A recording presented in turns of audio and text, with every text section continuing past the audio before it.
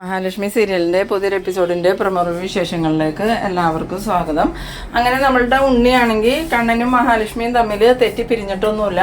ഇതെല്ലാം അവരുടെ നാടകമാണെന്ന് തെളിയിക്കാൻ വേണ്ടിയിട്ട് കണ്ണൻ്റെ പിന്നാലെ തന്നെയുണ്ട്. ഈ സമയത്ത് നമ്മളുടെ കരുണയാണെങ്കിൽ ഉണ്ണിയെ പരിഹസിക്കണമൊക്കെയുണ്ട്, ഡിറ്റക്റ്റീവ് ഉണ്ണി കമലേശ്വരൻ എന്നും പറഞ്ഞ്. അതേസമയം ഉണ്ണി കണ്ണനെ ആർക്കാ ഫോൺ ചെയ്യണേന്നൊക്കെ ഇങ്ങനെ വീക്ഷിച്ചുകൊണ്ട് തന്നെയാണ് നടക്കണേ.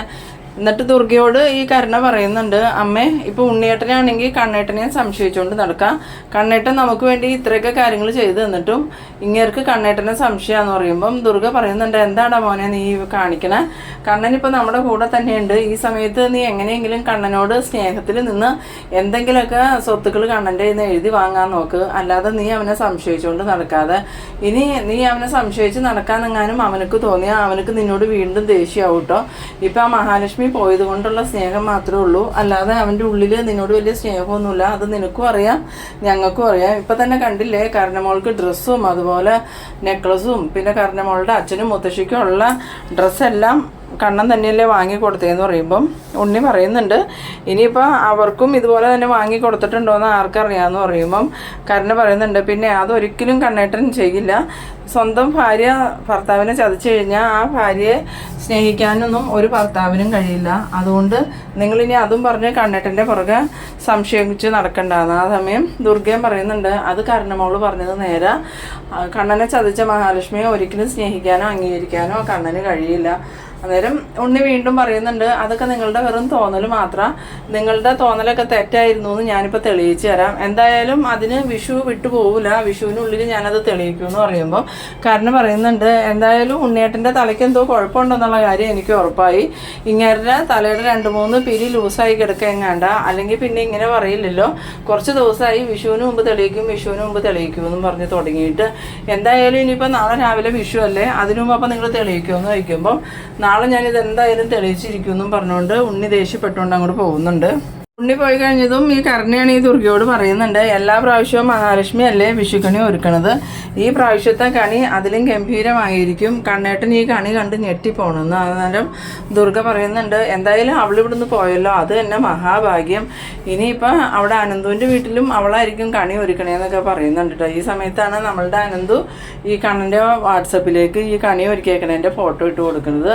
ഫോട്ടോ കിട്ടിയതും കണ്ണനാണെങ്കിൽ ഫോണെടുത്ത് മഹാലക്ഷ്മിക്ക് വിളിക്കുന്നുണ്ട്. മഹാലക്ഷ്മി ഫോണെടുത്തതും എന്താ കണ്ണേട്ടാന്ന് ചോദിക്കുമ്പം താനൊരുക്കിയ കണി ഞാൻ കണ്ടു, എന്തായാലും ഞാൻ ആദ്യം കാണാൻ പോകുന്നത് താനൊരുക്കിയ കണി തന്നെയായിരിക്കും. അതെങ്ങനെയാണ് കണ്ണേട്ടൻ ഞാനൊരുക്കിയ കണി കാണണേ, അതിന് കണ്ണേട്ടൻ രാവിലെ ഇവിടെ വരണ്ടേന്ന് ചോദിക്കുമ്പം അതിനെ ഞാൻ അങ്ങോട്ട് വരണേ, എനിക്ക് അനന്തു കണി ഒരുക്കിയേക്കണേൻ്റെ ഫോട്ടോ ഇട്ട് തന്നിട്ടുണ്ട്, ഞാൻ രാവിലെ എഴുന്നേൽക്കുമ്പോൾ തന്നെ അത് കണ്ടോളാം. ഇവിടെ അമ്മായിമ്മയും മരുമോളും കൂടി തൻ്റെ കണി ഒരുക്കത്തിനെ വെല്ലുന്ന രീതിയിലുള്ള കണി ഒരുക്കമൊക്കെ നടത്തുന്നുണ്ട്.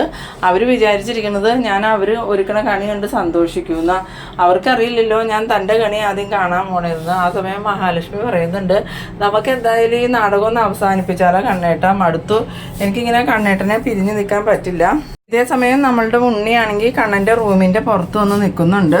അപ്പോഴാണ് റൂമിൽ നിന്നും സംസാരിക്കണ പോലെ കേൾക്കണേ. അങ്ങനെ ഉണ്ണി വേഗം തന്നെ ഡോറിൻ്റെ അവിടെ ചെവി വെച്ച് അകത്തുനിന്ന് കേൾക്കണ സംസാരം എന്താണെന്ന് ശ്രദ്ധിക്കുന്നുണ്ട് കേട്ടോ. ആ സമയത്താണ് ഈ കണ്ണൻ പറയുന്നത്, എന്തായാലും നാടകം അവസാനിപ്പിക്കാറായില്ല, പോണോടത്തോളം പോട്ടെ, അധികം വൈകാതെ തന്നെ നമുക്കിത് അവസാനിപ്പിക്കേണ്ടി വരും. എന്തായാലും എനിക്കിപ്പോൾ അമ്മയെ തന്നെ കാണാതിരിക്കാൻ പറ്റണില്ല, പിന്നെ കുഞ്ഞും കൂടി ആയിക്കഴിഞ്ഞാൽ അമ്മയും കുഞ്ഞിനെയും കാണാണ്ടിരിക്കാൻ എനിക്ക് ഒരിക്കലും സാധിക്കില്ല. അതുകൊണ്ട് തൻ്റെ പ്രസവം കഴിയുന്നവരെയും ഇതിങ്ങനെ പോട്ടെ എന്നൊക്കെ പറയണ. ഉണ്ണിയാണെങ്കിൽ വെളിയിൽ നിന്ന് കേൾക്കുന്നുണ്ട്, പക്ഷെ എല്ലാ കാര്യങ്ങളൊന്നും ഉണ്ണിക്ക് ക്ലിയർ ആവുന്നില്ല. പക്ഷെ സംസാരിക്കുന്നത് മഹാലക്ഷ്മിനോടാണോ എന്നുള്ള ഒരു സംശയമൊക്കെ ഉണ്ണിക്ക് തോന്നുന്നുണ്ട്. പിന്നീട് ഉണ്ണി ഇങ്ങനെ ഓരോ സംശയങ്ങളൊക്കെ ആയിട്ട് വാമദേവനെ വിളിക്കുന്നുണ്ട്. വാമദേവൻ ഫോണെടുത്തതും എന്താണ് ഉണ്ണിന്ന് ചോദിക്കുമ്പം അതേ അമ്മാവ, എന്തായാലും കണ്ണേട്ടൻ ഇന്ന് ഫോണിൽ ആരോടോ സംസാരിക്കണം കേട്ടു. സംസാരം കേട്ടിട്ട് അതാ മഹാലക്ഷ്മിയോടാന്നാണ് എനിക്ക് തോന്നണേ. ഇനിയിപ്പോൾ എന്തായാലും കണ്ണേട്ടൻ മഹാലക്ഷ്മിയുടെ ഒപ്പം വിഷുസദ്യ കഴിക്കാനായിട്ട് അനന്തവേട്ടൻ്റെ വീട്ടിലേക്ക് പോകുമായിരിക്കും. അന്നേരം വാമദേവൻ പറയുന്നുണ്ട്, നീ രാവിലെ തൊട്ട് അവൻ്റെ പിന്നാലെ തന്നെ വേണം, അവൻ എവിടെ പോയാലും അവനെ ഫോളോ ചെയ്ത് നീയും പോകണം. അവരങ്ങനെ നമ്മളെ ചതിക്കുവാണെങ്കിൽ അതങ്ങനെ വിട്ടുകൊടുക്കാൻ പാടില്ലട ഉണ്ണി. ആ ചതി നമ്മൾ കൈയോടുകൂടി തന്നെ പിടിക്കണം. അത് മാത്രമല്ല, അവർ ചതിക്കുമെന്ന് ഉറപ്പായി കഴിഞ്ഞാൽ പിന്നെ ആ കണ്ണനെയും മഹാലക്ഷ്മിയെയും ജീവനോടെ വെച്ചേക്കരുത്. അതിന് വേണ്ടത് എന്താണെന്ന് വെച്ചാൽ നമുക്ക് ചെയ്യാം. അതിന് നമുക്ക് പ്രതാപനെയും കൂട്ടാമെന്ന് പറയുമ്പോൾ ഉണ്ണി പറയുന്നുണ്ട്, അയാളെ കൂട്ടിയിട്ടൊന്നും ഒരു കാര്യമില്ല അമ്മാവ. ഇപ്പം തന്നെ എൻ്റെ അച്ഛൻ്റെ പ്രേതത്തെ കണ്ടു എന്നും പറഞ്ഞ് പേടിച്ച് രാത്രി ഉറക്കമില്ലാണ്ട് നടക്കും അയാൾ. അതുകൊണ്ട് അയാളെ നമുക്കിതിൽ കൂട്ടണ്ട, നമ്മൾ രണ്ടുപേരും മാത്രം മതി. അല്ലെങ്കിൽ പിന്നെ മേഘേട്ടൻ ഉണ്ടായിരുന്നെങ്കിൽ കുഴപ്പമില്ലായിരുന്നു എന്ന് പറയുമ്പോൾ വാമദേവൻ പറയുന്നുണ്ട്, മേഘനെയും കൊണ്ട് ഇനി ഒരു പ്രയോജനം ഉണ്ടാകുമെന്ന് തോന്നണില്ലടാ. അവനാണെങ്കിൽ ഇപ്പോഴും അനക്കമൊന്നുമില്ലാതെ തന്നെ കിടക്കല്ലേ. എത്ര ദിവസമായി ആസ്പത്രിയിൽ തന്നെ കിടക്കണു. അവൻ്റെ ഒപ്പം തന്നെ ആക്സിഡൻറ്റ് സംഭവിച്ച മാർക്കോ നല്ല കണ്ടീഷനായിട്ട് എഴുന്നേറ്റ് പോന്നു. ഇവനക്ക് മാത്രം ഇങ്ങനെ സംഭവിച്ചോളൂ. ഇനിയിപ്പോൾ ശരിക്കും മേഘന എന്താ സംഭവിച്ചതെന്ന് അറിയണമെങ്കിലും മേഘന് ബോധത്തിലേക്ക് തിരിച്ചു വന്നെന്ന്. ആ സമയത്ത് ഉണ്ണി പറയുന്നുണ്ട്, മേഘേട്ടന് എന്താ സംഭവിച്ചതെന്ന് അറിയാവുന്നത് മാർക്കോയ്ക്കും കണ്ണേട്ടനും. ഇനിയിപ്പോൾ കണ്ണേട്ടനും മാർക്കോയും കൂടി മേഘേട്ടനെ ഇങ്ങനെ ആക്കിയതാണോന്നും അറിയില്ലല്ലോ എന്ന് പറയുമ്പോൾ വാമദേവൻ പറയുന്നുണ്ട്, എനിക്ക് അതിലും സംശയമുണ്ട്.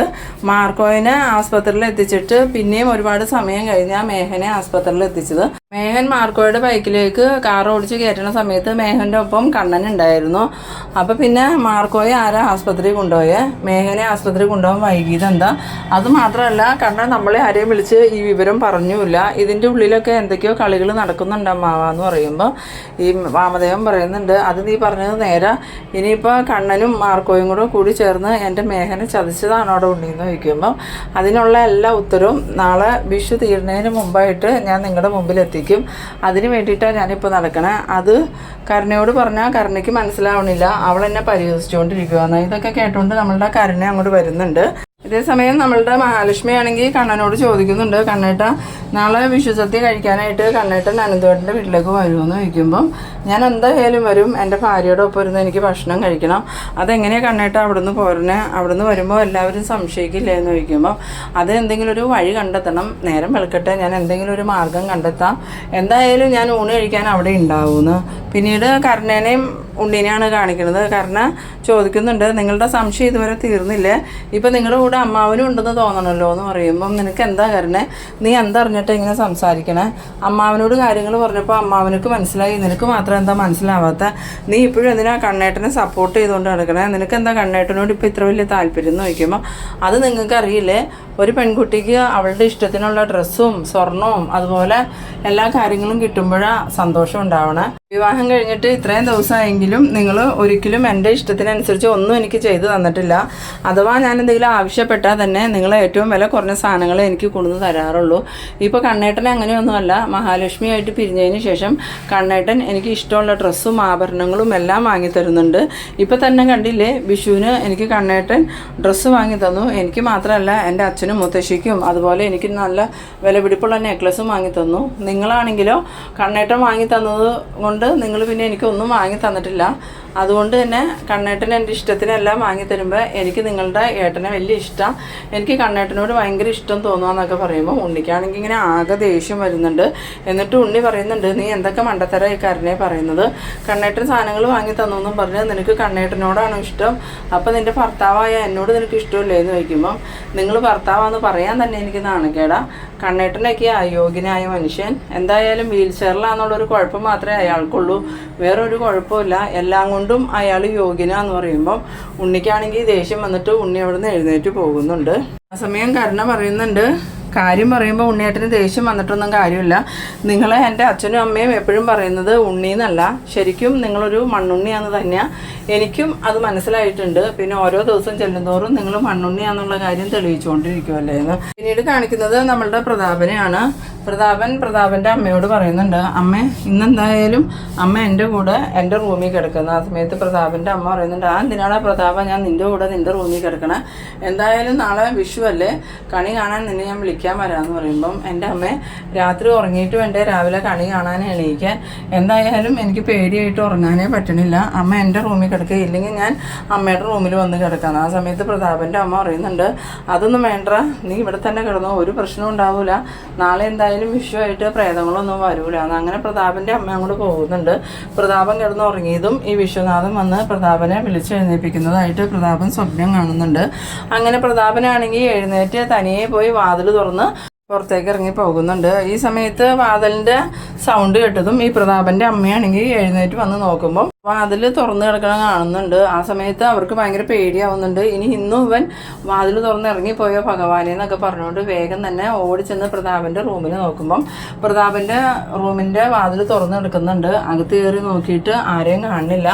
എന്നിട്ട് പ്രതാപൻ്റെ അമ്മയാണെങ്കിൽ എടാ പ്രതാപ എന്നും പറഞ്ഞ് വിളിക്കുന്നുണ്ടെങ്കിലും പ്രതാപൻ്റെ ഒരു അനക്കവും കേൾക്കാഞ്ഞിട്ട് വേഗം തന്നെ മോഹിനിയുടെ ഡോറിൽ ചെന്ന് മുട്ടി വിളിച്ചിട്ട് പറയുന്നുണ്ട്, എടി മോഹിനി എഴുന്നേറ്റ്, പ്രതാപനെ കാണാനില്ല. ആ സമയത്ത് മോഹിനി ഉറക്കത്തിൽ നിന്ന് എഴുന്നേറ്റിട്ട് എന്താ അമ്മ എന്താ പ്രശ്നം എന്ന് ചോദിക്കുമ്പം നീ ഇങ്ങനെ കിടന്ന് ഉറങ്ങിക്കോ, പ്രതാപനെ കാണുന്നില്ല, അവൻ വാതിൽ തുറന്ന് അന്നത്തെ പോലെ എങ്ങോട്ടോ ഇറങ്ങിപ്പോയി. അത് കേട്ടതും മോഹിനി പറയുന്നുണ്ട്, എന്തായാലും അവനവൻ ചെയ്യുന്നതിൻ്റെ കർമ്മഫലം അവനവൻ അനുഭവിക്കണം. കണ്ണൻ്റെ അച്ഛനെ കൊന്നത് അങ്ങേരല്ലേ, അതുകൊണ്ട് കണ്ണൻ്റെ അച്ഛൻ്റെ ആത്മാവ് അങ്ങേരെ എങ്ങോട്ടെങ്കിലും കൊണ്ടുപോയി കാണും. ഇനിയിപ്പോൾ എവിടെ ചെന്ന് അന്വേഷിക്കാനാ, നേരം വെളുക്കുമ്പോൾ കഴിഞ്ഞ പ്രാവശ്യം തിരിച്ചു വന്നതുപോലെ തിരിച്ചു വന്നോളൂ എന്ന് പറയുന്നു. അത് കേട്ടതും പ്രതാപൻ്റെ അമ്മയാണെങ്കിൽ ഇനി എന്ത് ചെയ്യണമെന്ന് അറിയാതെ ഇങ്ങനെ ഭഗവാനെന്നും പറഞ്ഞ് സങ്കടപ്പെട്ട് നിൽക്കുന്ന ആ ഒരു സീനിലാണ് ഈ എപ്പിസോഡ് അവസാനിക്കുന്നത്. അപ്പോൾ നിങ്ങൾ എൻ്റെ വീഡിയോ ആദ്യമായി കാണുന്നവരാണെങ്കിൽ ചാനലൊന്ന് സബ്സ്ക്രൈബ് ചെയ്യാനും ഇഷ്ടമായാൽ ലൈക്ക് ചെയ്യാനും ഷെയർ ചെയ്യാനും മറക്കരുത്. അപ്പോൾ ഇതുപോലെ ഇൻട്രസ്റ്റിംഗ് ആയിട്ടുള്ള അടുത്തൊരു എപ്പിസോഡുമായി നമുക്ക് വീണ്ടും കാണാം. അതുവരേക്കും ബൈ ബൈ.